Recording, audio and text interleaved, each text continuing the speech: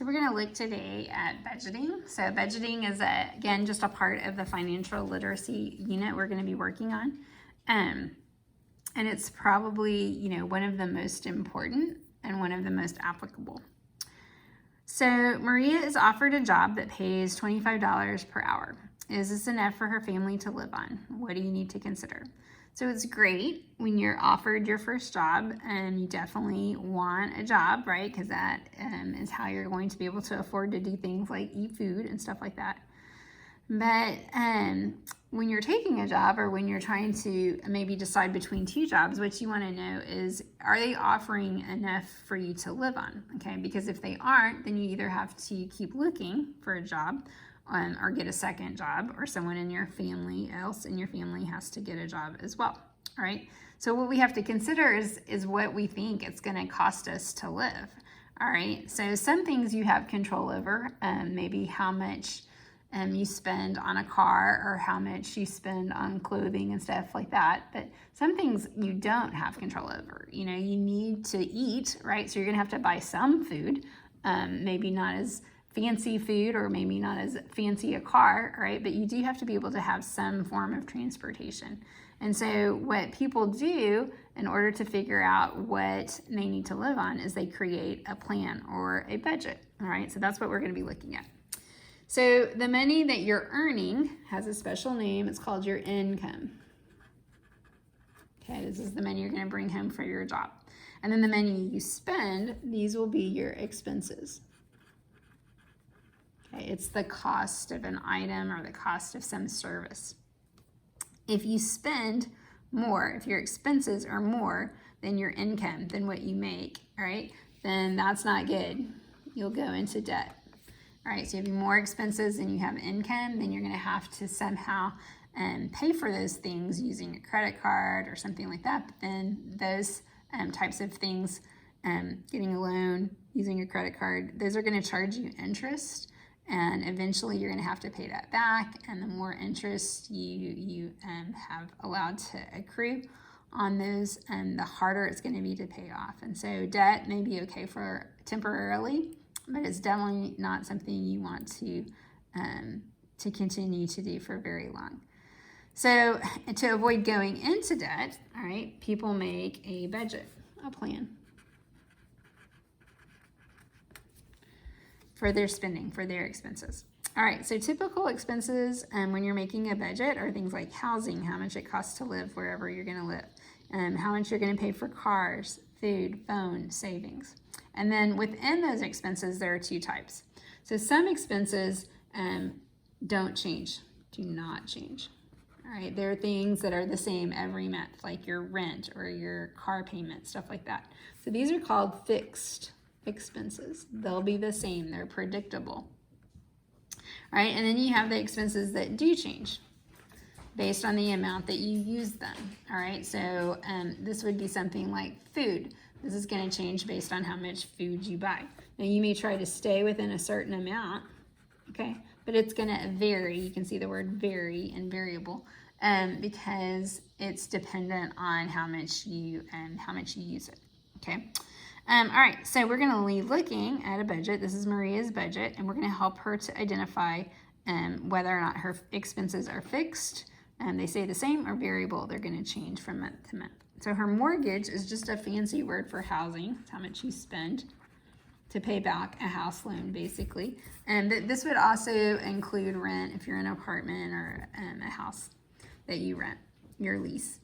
Okay, so if her mortgage is $1,200, and notice her housing is typically one of your most expensive expenses, and that's just normal. So her housing is going to stay the same. Now it depends on how big a house you buy, but once you've gotten that loan for that house, it's going to be the same every month. All right. Utilities is what you spend on things like electricity, water, and trash. Within these, some things are pretty much fixed, like trash is usually the same every month. But your water, your electricity, this is going to be dependent on how much you use. If it's hot outside, typically your electricity goes up because you're running the air conditioning and stuff like that. All right, internet, what you pay for the computer, that's typically a fixed expense. It doesn't matter, you know, how much Netflix you watch, you're still going to pay the same for the use of the internet. Car payment, you can control what you pay for a car, but once you take out that loan, the bank is going to tell you, all right, every month you're going to pay back $350. So that's a fixed expense. Gas and car maintenance. All right, so gas, you're not going to be able, you may be able to estimate about what that's going to be. So we have set aside, it looks like $200 for gas and maintenance, but you can't really say every month I'm going to need to buy a new tire or something like that. So this is really something that will change from month to month, so we'll call that variable.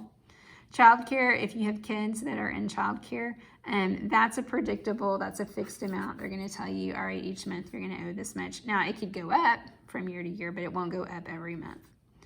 Phone is typically a fixed expense. Now, sometimes plans have where you pay for data based on how much you use. It could be variable, but for the most part, we're going to go with a fixed phone. Food, we've already talked about, is variable. It depends on how much you buy, how much you eat. Entertainment, things like eating out and going to movies and stuff like that, and that's definitely variable. You have control over how much you spend on that. Clothing is variable, all right? You can decide how much. And then savings, some people will call that fixed because they set aside an amount to go into savings. It's the same every month. But again, if you can't save that, right, then it could be variable. So we're going to go with variable, even though you may see it sometimes as a fixed amount. So if we add up all of these expenses, what we find is that the total is $4,000. So if Maria makes this budget, she's saying, all right, so if I allow for these expenses to be about this much each month, then I know I'm going to need at least $4,000 in order to be able to pay my bills.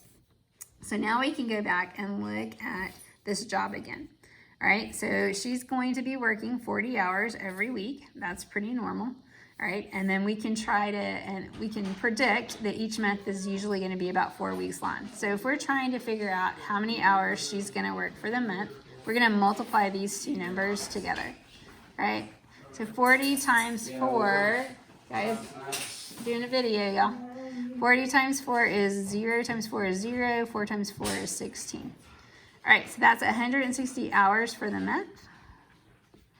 And then I know she's going to be paid $25 for each hour. So if I take that 160 and multiply it by 25, 5 times 0 is 0, 5 times 6 is 30, 5 times 1 is 5, plus 3 is 8. I'm going to start with the 0, 2 times 0 is 0, 2 times 6 is 12, 2 times 1 is 2, plus 1 is 3. All right, so go ahead and add those up. 0, 0, 10, carry your 1, and that would be 4. So 4,000. So that tells me that based on what she's going to make for 160 hours, she would be bringing home $4,000. That's her income, what she's going to earn. All right, so then now we can compare her income to her expenses, and you can see that they're the same. So we would be able to tell her, should you take this job? Well, it's definitely close, right? It's the same. So maybe yes, maybe this is a pretty good fit for her. We can see that it's going to cover her bills, and that's a good thing, okay? Or you may be looking at this thinking, well, but it's too close. You know, what if she has to go to the doctor? Where is that expense in there? Or, you know, what is her... you know, where are the taxes in here? We haven't even talked about this. So maybe you would advise Maria, well, maybe take this job, but keep looking. Or when do you get promoted and get a raise, that kind of thing. Or, you know, when things like that happen, when you do have to go to the doctor, maybe you're just going to plan, maybe Maria's going to plan to just not eat out that month. And so instead of using $200 for entertainment, she's going to apply that to some other type of bill. Okay, so just things to consider. Another thing you might be asked to do with a budget is just to look at the percent of how much something or a piece of the budget is. So if we want to find the percent that Maria's budget is spending on housing or her mortgage, we're going to use the percent proportion we learned earlier in the year. I'm going to set up my boxes. I know the percent goes over 100, and I'm going to compare part to whole. So in this case, the part is what she's spending on housing, and right now she says she's going to spend $1,200 on housing. And I want to compare that to the whole. The whole would be the whole amount of her budget, so $4,000 here. And then I'm looking for percent. So to solve this, I'm going to multiply across 1200 times 100. Start with your 0. It's going to give me a bunch of zeros. If you know the shortcut, use that. But if you don't, just multiply normally. So I'm going to start with a 0. 0 times 0 times 0 times 2 times 1. Start with 2 zeros. And then 1 times 0 is 0. 1 times 0 is 0. 1 times 2 is 2. 1 times 1 is 1. Now add these together. 0, 0, 0, 2, 1.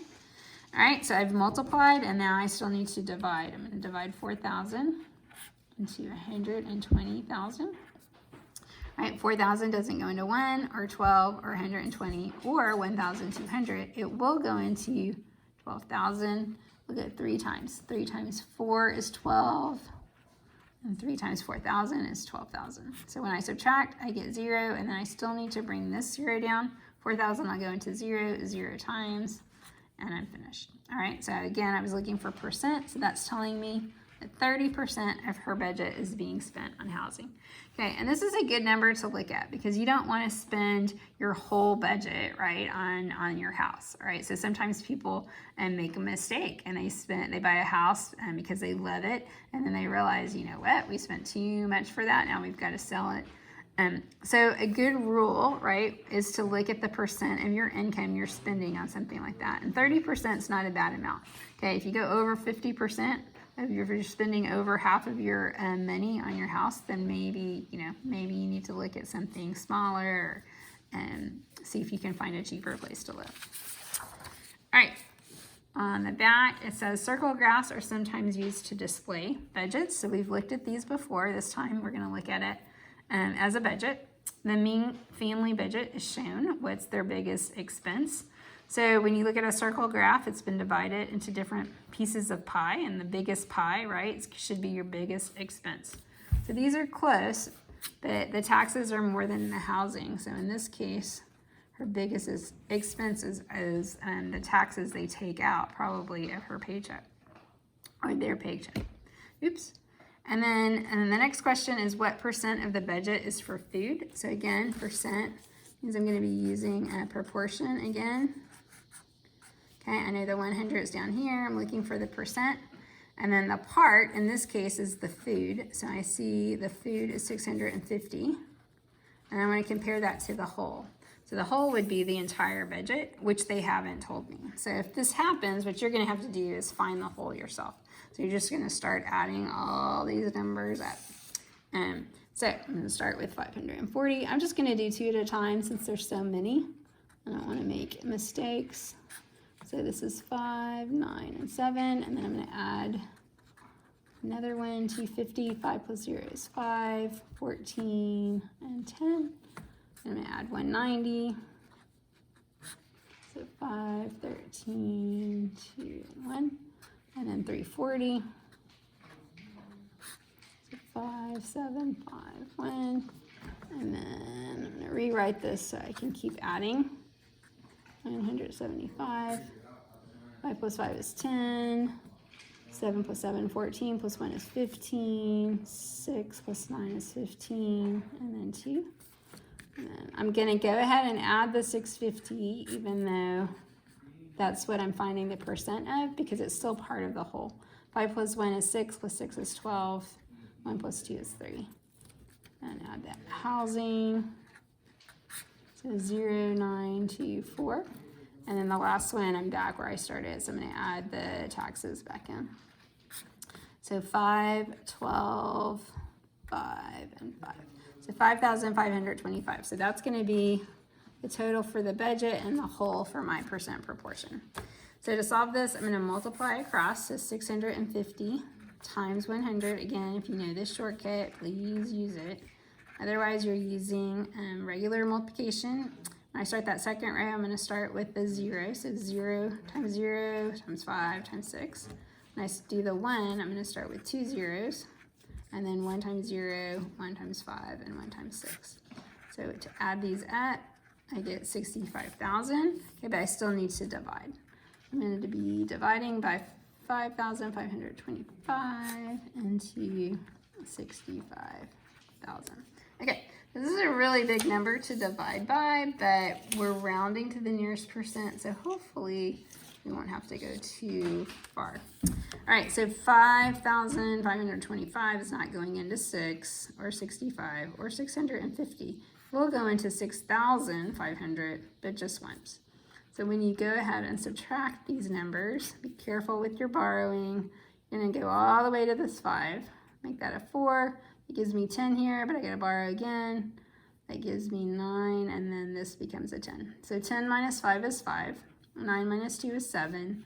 I can't do 4 minus 5, so I'm gonna end up borrowing and making that a 14. 14 minus 5 is 9, and I can bring down this next 0. All right, so again, when I look at how many times 5,525 goes into 9,000, okay, that's not enough for 2, so it's gonna be 1 again. So I'm subtracting, I'm gonna borrow 10 minus 5 is 5. This is now 4. 4 times minus 2 is 2. 7 minus 5 is 2. And 9 minus 5 is 4. Right? So since I'm rounding to the nearest whole percent, I need to keep going so that I can round it and bring this down. All right, so 5,525 into 42,250. So you may just have to guess here. And then see what works. So I'm gonna try 7. 7 times 5 is 35. Carry your 3. 7 times 2 is 14, plus 3 is 17. 7 times 5 is 35, plus 1 is 36. 7 times 5 is 35, plus 3 is 38. Okay, so that's pretty close. If you're not sure, you can try something bigger, right? So if I do 5,525 times 8. I would get 40, carry your 4. 8 times 2 is 16, plus 4 is 20. 8 times 5 is 40, plus 2. 8 times 5 is 40, plus 4, 44,000. All right, so that's more than this. So this would be 7 times. And then I don't even have to finish subtracting this because I just needed this number here in order to round. So since 7 is going to be 5 or greater, right, then that's going to round this up to 12. So I can say that her percent of the budget for food is 12%. All right, so that's budgeting. Basically, it's just a plan for how you're going to spend your money. Okay, just be able to recognize these terms. Income is what you're earning or bringing home, and expense is what you're spending. Okay, it's the cost of whatever you're buying or whatever you're having somebody do for you. Okay, and then when that income isn't enough, or when your expenses are too much, right, or more than your income, then that's when people go into debt. Okay, fixed expenses, right, don't change. Variable expenses do change. All right, see you soon.